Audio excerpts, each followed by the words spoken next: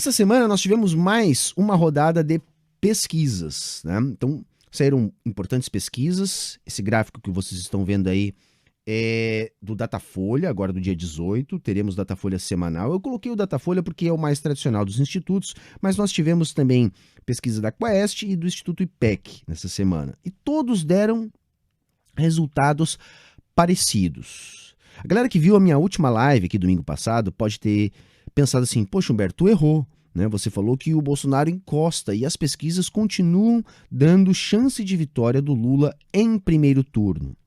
Mas calma, gente, tá? Calma. Primeiro porque aquele dado da semana passada era baseado em pesquisas que saíram na semana passada nos grandes colégios eleitorais, tá? Minas, São Paulo e Rio de Janeiro, que denotavam que Bolsonaro havia diminuído a diferença. Não é nada muito grande e as pesquisas dessa semana corroboraram aquilo lá. Então aí tem algumas coisas para a gente dizer. Primeiro, né, temos que ser materialistas, né? Vamos deixar a maluquice lá para os bolsonaristas que não acreditam em pesquisas, né? As pesquisas, elas retratam o momento com uma margem de erro, né? E evidentemente que esses retratos podem mudar com a evolução das campanhas, mas momentaneamente me parece sim ser esse um quadro da realidade. E veja, isso é possível de ser afirmado porque eu estou aqui na tela para vocês com as imagens do Datafolha, mas as demais pesquisas que saíram essa semana também trouxeram resultados muito parecidos com esse. Então, em geral, eu tenho lido as pesquisas dessa forma. Observo todas e dali a gente consegue imaginar uma tendência para o momento. E tendencialmente, o que nós temos? Uma polarização entre Lula e Bolsonaro. Isso já estava dado há alguns meses, eu já havia cantado essa pedra que isso deveria acontecer, que não haveria espaço para nenhum tipo de terceira via. A terceira via ainda é tentada em alguma medida pela grande mídia, e aí eu estou falando da Simone Tebet, né, que agora parece que conseguiu sair do 1% e está pontuando já com 2%, mais ou menos, nas pesquisas, né? Não deve sair disso. Ciro Gomes começa a naufragar, começa inclusive a causar alguns constrangimentos para o PDT a nível regional, né? É um nome que não está sendo, pelo menos aqui no Rio Grande do Sul, entre os candidatos do PDT que eu estou acompanhando, sendo levado como ponta de lança.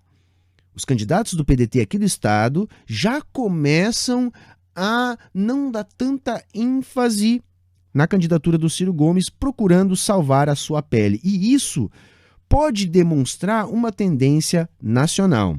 Porque vejam, gente, os candidatos dos partidos da ordem, principalmente aqueles que têm chances de chegar lá, jogam o jogo.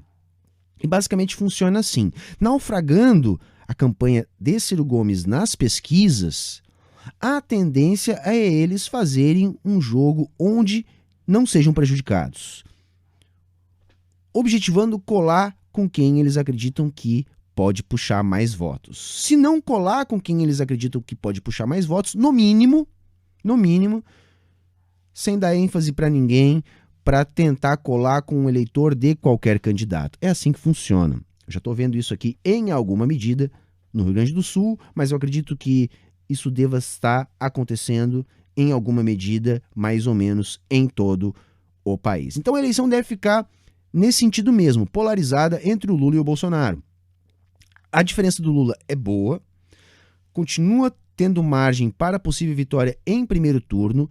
Vou repetir, acho pouco provável isso. Acho que a tendência dos próximos dias é o Bolsonaro avançar com as suas estratégias de campanha e diminuir parte dessa diferença. Entretanto, é sim ainda uma opção. Eu acredito que estrategicamente para o lulismo não é interessante bater nessa tecla da vitória em primeiro turno. A coisa é construir uma campanha potente para vencer a eleição, seja no primeiro ou no segundo turno. Correto? Para quem está nessa estratégia, eu acredito que deva ser esse o caminho. Por outro lado, as pesquisas também demonstram algumas questões interessantes.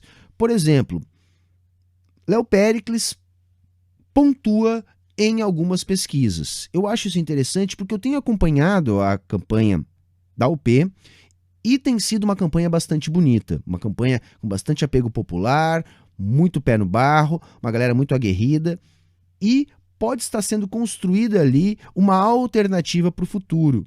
Não é a mesma estratégia de quem está com o Lula já desde o primeiro turno, mas eu considero uma estratégia válida. E isso também serve para os camaradas do PCB. Muito interessante, nós vamos falar disso depois, em específico, mas muito interessante o que está acontecendo no Rio de Janeiro, onde o PCB já pontua em torno dos 5%.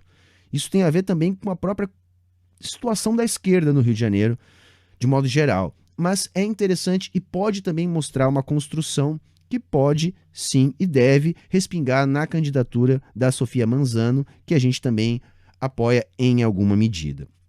Eu acredito que a gente deva derrotar o Bolsonaro e o melhor caminho é o Lula. Agora, são duas estratégias diferentes. Uma, derrotar o Bolsonaro, outra, construir alternativas anticapitalistas, que é o que essas candidaturas, por exemplo, representam. E, na minha interpretação, não há contradição aí.